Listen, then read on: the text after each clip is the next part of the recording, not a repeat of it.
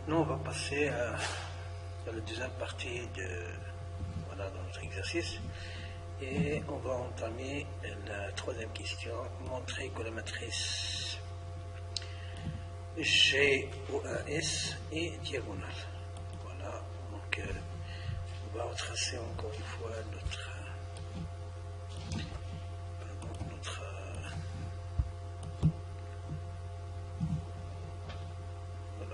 figure. Voilà l'axe des X, l'axe des Y.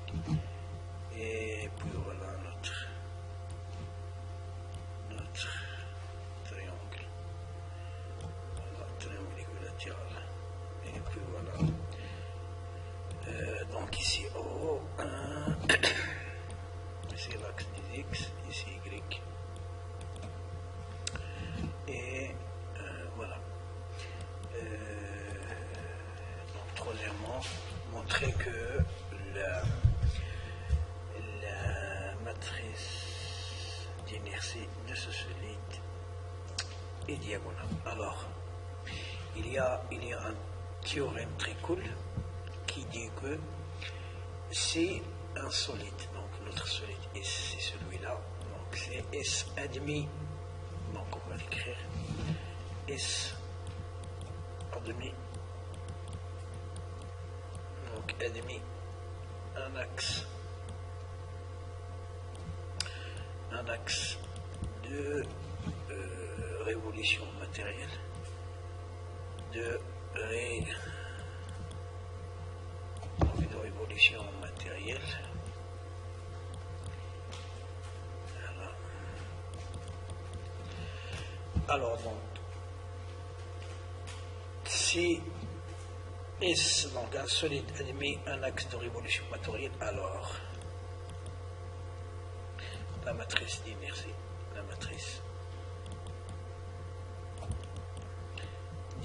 est diagonale, donc l'inertie est diagonale,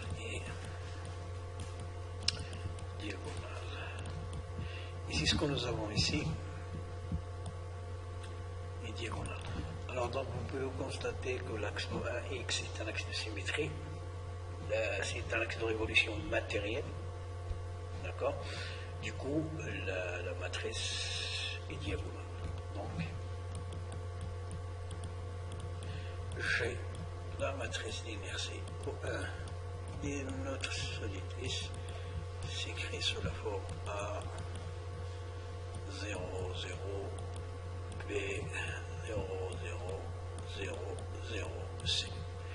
Donc tous les produits d'inertie sont nuls à part la diagonale, donc les coefficients de la diagonale qui sont différents de 0. Voilà, donc c'est très simple comme question. Alors maintenant, on va partir à la quatrième question. Calculer les moments d'inertie A, B et C en fonction de M et de H. Alors là, je vais essayer d'aller tout doucement. Voilà, je ne vais pas me précipiter. Voilà, donc je vais faire les choses à l'aise. Ok, donc A. On commence par A ou par B, c'est la même chose. Donc d'accord, ok. On va commencer par A. A qui est égal à IXX. Donc c'est le moment d'inertie par rapport à l'axe XX. Alors donc voilà notre axe. XX. Alors donc il faut toujours faire attention, il faut bien prendre le soin de bien choisir une méthode adéquate qui va vous permettre de calculer le moment d'inertie sans difficulté. Voilà. Alors moi ici on me demande de calculer le moment d'inertie. Alors ici j'ai un triangle, car le moment d'inertie dépend de la distance par rapport à l'axe, l'axe, et la forme de notre solide, et quoi encore, et la masse. D'accord. Alors ce que je vais faire, c'est que je vais prendre des slices en anglais ou des slices, je ne sais pas comment on dit en français, des tranches si on peut dire, voilà. Je vais découper notre triangle en tranches horizontales, voilà, entre parenthèses, et chaque tranche a donc une masse dm, d'accord.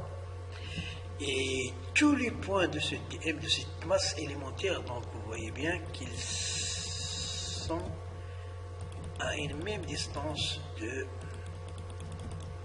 l'axe xx ou 1x. Donc, alors cette distance-là, on va l'appeler y. Donc c'est la distance qui sépare dm de l'axe, c'est la projection orthogonale. Donc c'est la distance orthogonale qui sépare la masse dm par rapport à l'axe. Et c'est même ça la définition. Donc il serait égal à ixx. L'intégrale, la distance qui sépare, c'est celle-là. Donc c'est y au carré. C'est la distance, donc la distance qui sépare dm de l'axe x. Et on intègre. Voilà, donc dm. D'accord? C'est la distance qui sépare dm, la distance au carré, qui sépare donc di est égal à dx, donc est égal à r au carré dm. Voilà, avec r c'est la distance, c'est la distance orthogonale qui sépare dm de l'axe de l'axe. Alors, du coup, ce dm là, donc il admet une surface ds.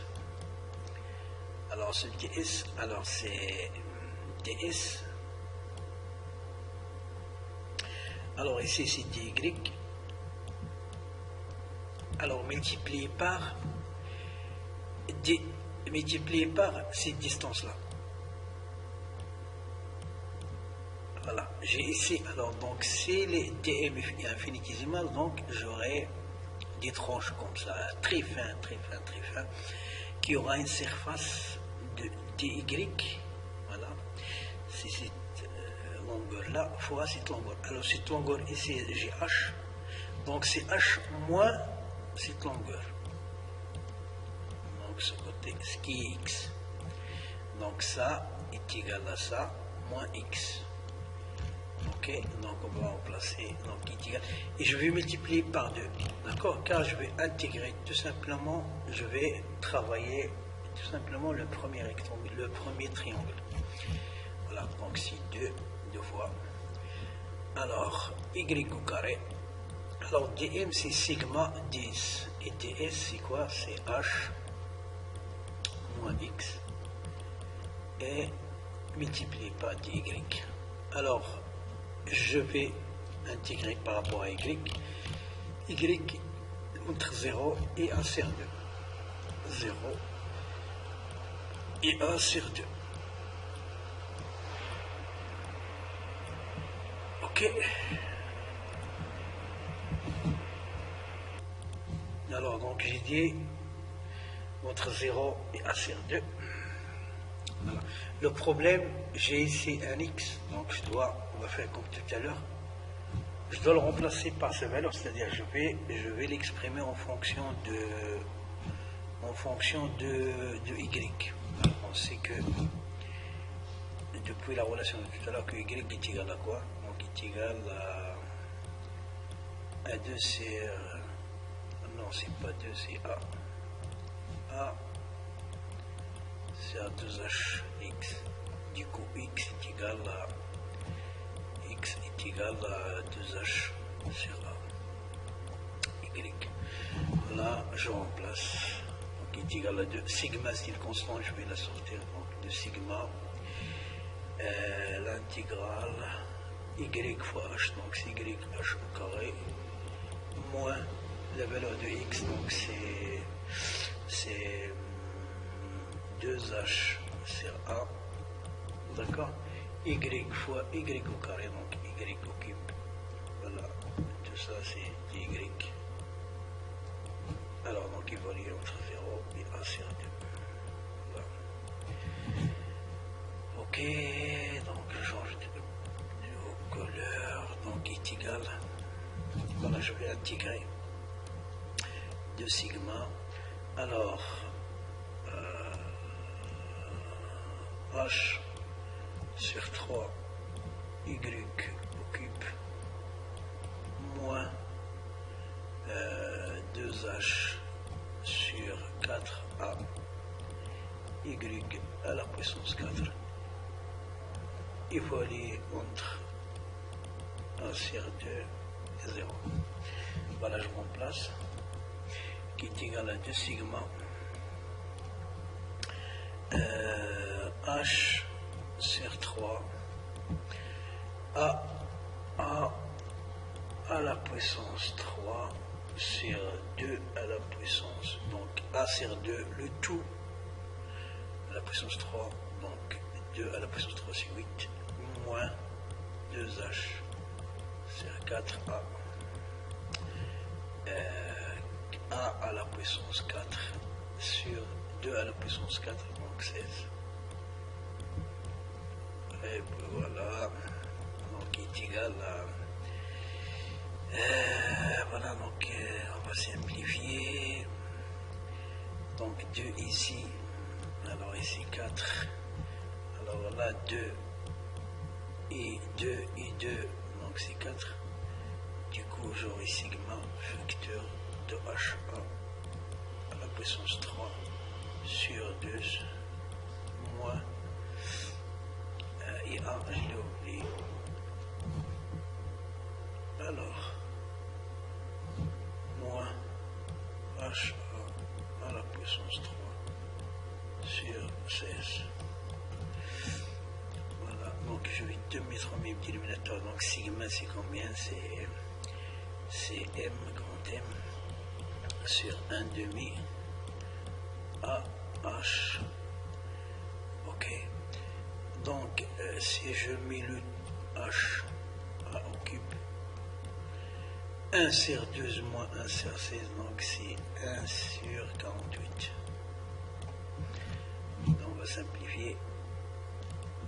Alors, A et A, donc c'est au carré. H, 1 demi, et ici c'est 24. Donc qui est égal à M, A au carré, c'est à 24. Le problème c'est que on nous demande ici de calculer les...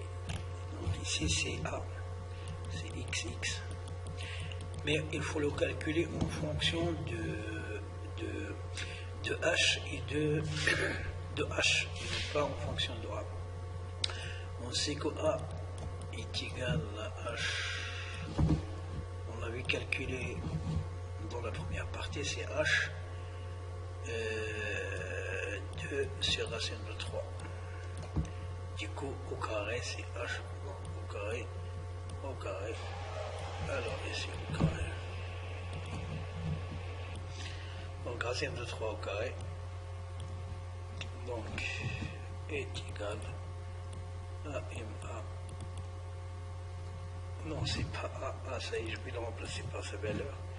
Donc, M, donc H au carré, 4 sur 24 fois 3. Je vais simplifier.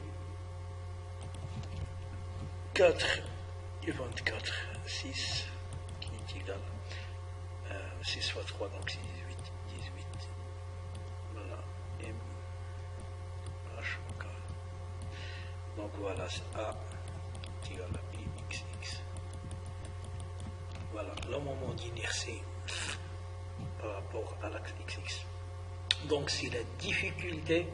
Alors le moment d'inertie c'est quoi? Il représente quoi? Il représente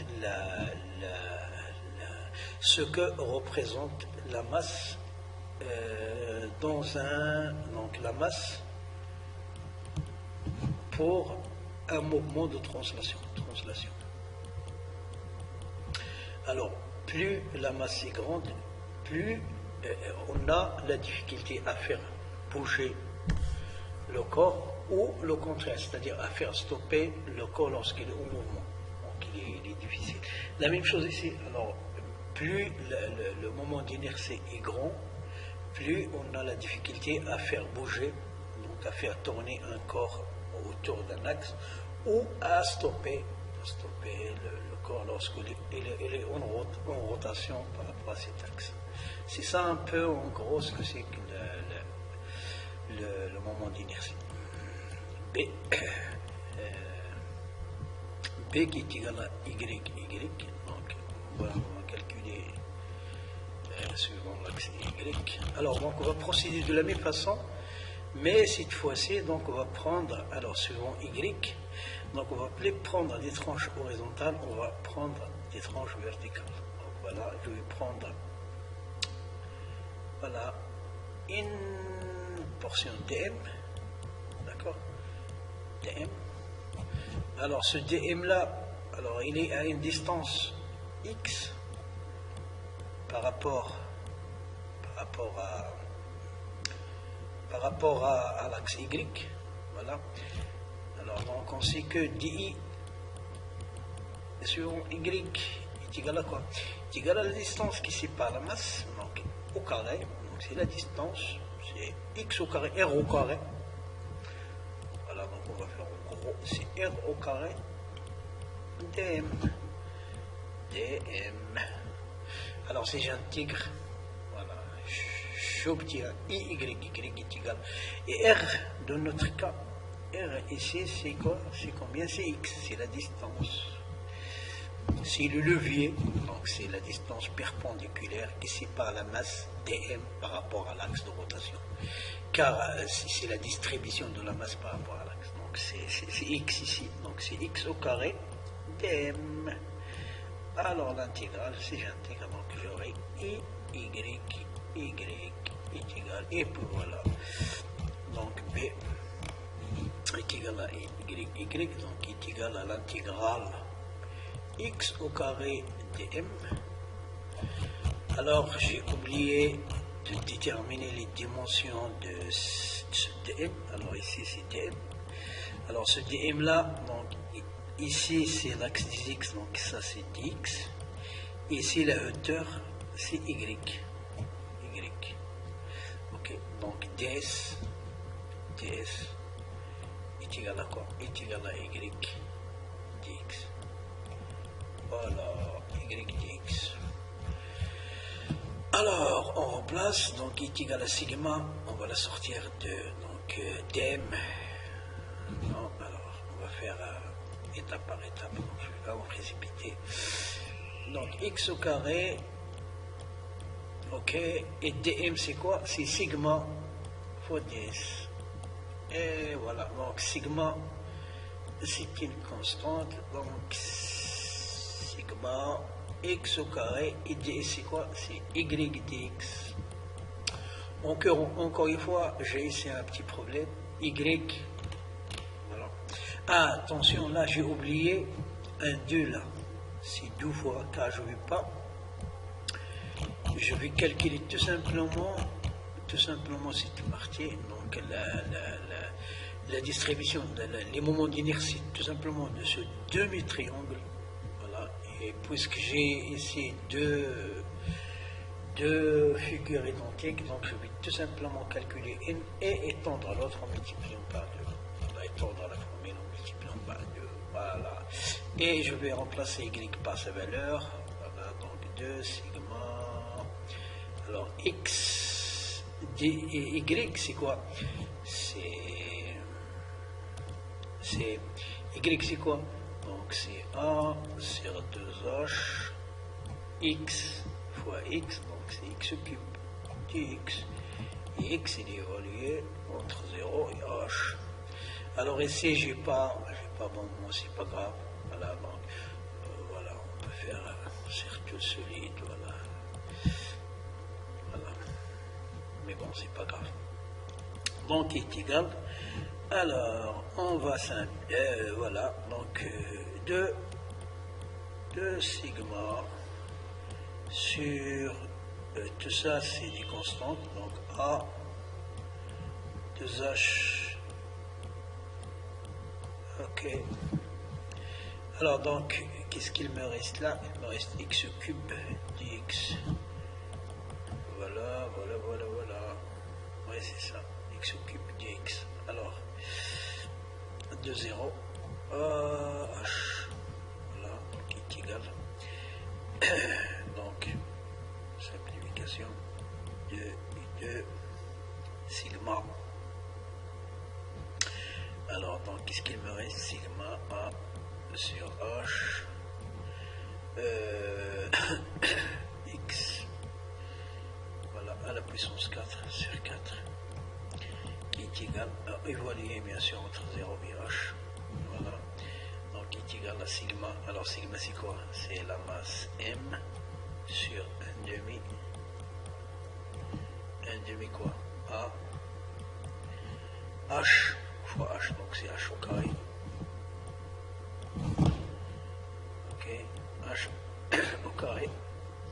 Donc X à la puissance 4, donc c'est H à la puissance 4 sur 4. Donc qui est égal à quoi? Donc on va simplifier. Alors ici 1/2, ici donc il reste 2. Alors qu'est-ce que j'ai oublié? Alors j'ai oublié ici un A, je ne l'ai pas écrit, donc ça va là. Alors, je vais l'écrire, donc A et A ensemble.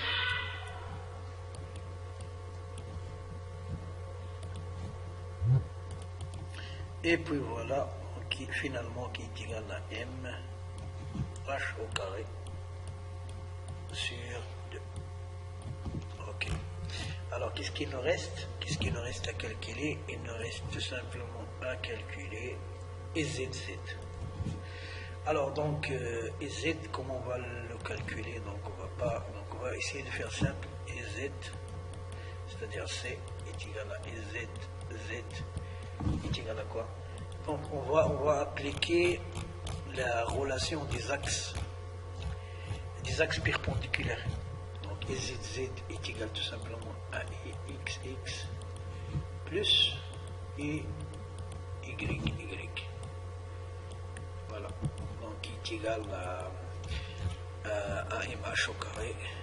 MH au carré sur 2 plus MH au carré, c'est combien? Je crois que c'était sur...